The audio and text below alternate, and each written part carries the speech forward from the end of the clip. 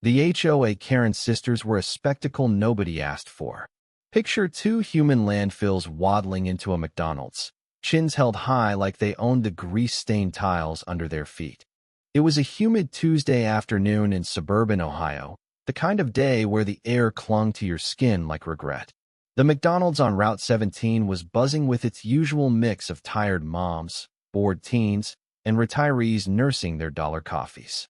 The HOA sisters, Linda and Brenda, stormed in, their matching floral blouses straining at the seams. Linda, the elder by 2 years, had a purse the size of a small child, swinging it like a weapon as she marched to the counter.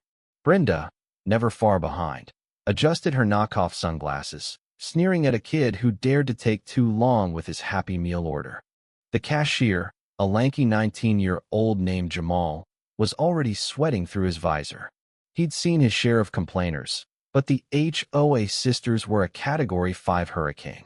"Welcome to McDonald's, ma'am," he started, voice steady despite the storm brewing in their eyes. Linda didn't let him finish. "Don't ma'am me, kid. We're here for the senior discount. We're entitled to it." Jamal blinked. Sure, mom, I mean miss. Can I just confirm your age for the discount? It's for 65 and up." The words hung in the air like a lit firecracker. Linda's face twisted into a scowl that could curdle milk. Brenda gasped, clutching her chest as if Jamal had just slapped her. 65. Linda shrieked, loud enough to make a baby in the corner start wailing. "Do we look 65 to you? That's offensive. That's ageist. You're mocking us."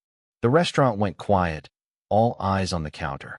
Jamal, bless his minimum wage heart, tried to explain. "It's just policy, miss. I need to verify." But Brenda cut him off, leaning over the counter, her fake nails clicking like a predator's claws. "Policy? Policy? We're loyal customers.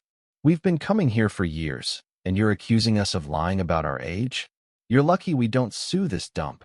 The Mothwan chin was as absurd as it was explosive. The HOA sisters, barely in their late 50s, were demanding a senior discount they didn't qualify for, and they were ready to burn the place down over it. The irony? They'd spent years bullying cashiers, cutting lines, and complaining about everything from soggy fries to too much ice in their Cokes. This wasn't about a discount, it was about power, about making someone smaller than them grovel. Jamal, trained to de-escalate, offered a weak smile. "I can give you the regular discount we have for Nope." Linda slapped the counter, sending a stack of napkins flying. "Regular discount? We're not regular. We're VIPs. You're disrespecting us, and I want your manager now." The word manager echoed like a war cry. A few customers rolled their eyes. One old man muttered, "Here we go," into his coffee. The manager, a tired woman named Maria, appeared from the back, her apron smudged with ketchup. She'd dealt with the HOA sisters before everyone in town had a story. "Ladies, what's the issue?" she asked, her voice calm, but her eyes screaming not again. Linda launched into a tirade, accusing Jamal of age discrimination and public humiliation. Brenda chimed in, waving her phone, threatening to go live on Facebook and expose this trash heap. The other customers were now openly staring, some filming, others whispering. A teenage girl in a booth snorted, "Karen's gonna Karen." Maria tried reasoning. "The senior discount is for 65 and older. If you're not there yet, I can offer you a coupon for next time." But reason was a foreign language to the HOA sisters. Brenda shrieked, "This is an outrage. You're calling us old and denying us our rights." Linda, not to be outdone, grabbed a tray from a nearby table, someone else's tray, mind you, and hurled it toward the counter. It missed Jamal by inches, crashing into a display of McFlurry cups. That's when things went from bad to oh hell no. Maria's face hardened. "You need to leave. Now." But the sisters doubled down, screaming about lawsuits, corporate complaints, and knowing the mayor. Jamal, still behind the counter, looked like he was praying for a meteor strike. A customer, a burly guy in a trucker hat, finally stood up. "Lady, you're embarrassing yourselves. Sit down or get out." "Big mistake." Linda whirled on him, jabbing a finger in his direction.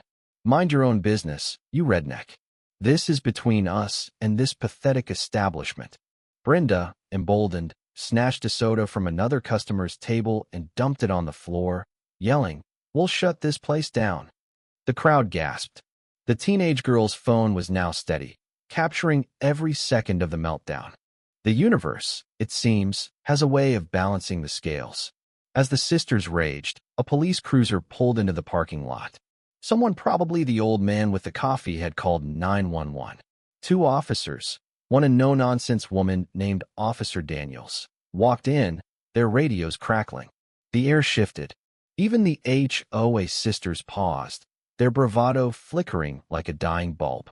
"Ma'am, we got a call about a disturbance," Officer Daniels said, her tone leaving no room for nonsense.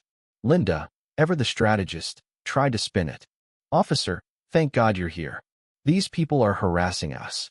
They're denying us our rights." Brenda nodded furiously, her sunglasses slipping down her nose. But the crowd wasn't having it. The trucker guy spoke up. They threw a tray, dumped a drink, and screamed at everyone. "Check the cameras."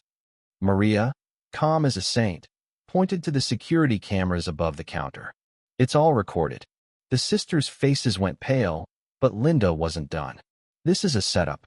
You're all in on it," she spat, her voice cracking. Brenda, meanwhile, tried to bolt for the door, but the second officer blocked her path. "Not so fast," he said. What followed was a masterclass in Engip Quat. The officers, after reviewing the footage on Maria's tablet, cuffed the sisters right there in the McDonald's. Linda wailed, "You can't arrest us. We're victims."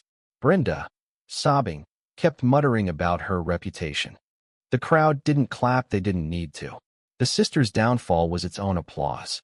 As they were let out, wrists bound, the teenage girl posted her video with the caption, "Karen sisters lose IT at McDonald's arrested." It went viral before the cruiser even left the lot. Jamal, still shaken, got a free meal from Maria and a round of high fives from the customers. The old man with the coffee raised his cup like a toast. "Justice tastes better than the fries," he said. The HOA sisters spent the night in a holding cell, their mugshots plastered across local news blogs. They were charged with disorderly conduct and vandalism, and McDonald's banned them for life. The town didn't mourn their absence. Whispers of their meltdown became legend, a cautionary tale for every entitled bully who thought they could scream their way to victory. The real lesson wasn't just about the sisters' fall, it was about the quiet strength of people like Jamal and Maria, who faced the storm and stood their ground. It was about the community that didn't let two loudmouths rewrite the truth. And it was about the simple, undeniable fact that no one, not even a HOA Karen, is above accountability. The end.